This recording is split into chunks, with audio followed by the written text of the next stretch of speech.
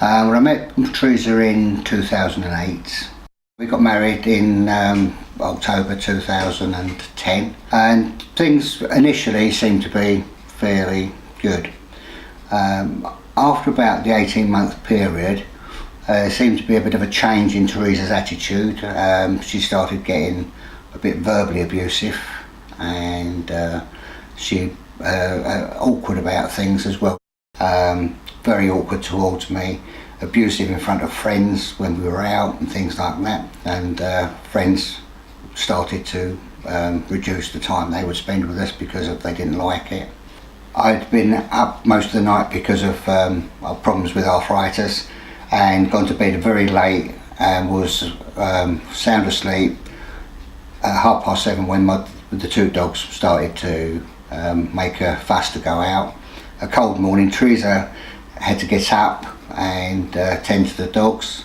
She made a cup of tea to bring in for me and was not obviously best pleased that I was asleep, and she proceeded to pour the tea over my face, saying that the dogs had actually caused her to spill the tea.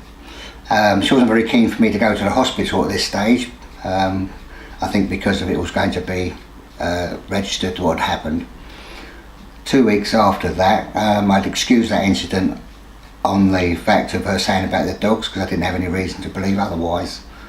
But 2 weeks later, went and sat at the computer and I was doing some work on that, and within about 10 minutes, from suddenly, without my awareness of her even being there, she poured best part of 2 litres of scalding water over my head, scalding on my head, my neck, my back, and ultimately with me ending up going into Broomfield's burns unit to have treatments for what she had done.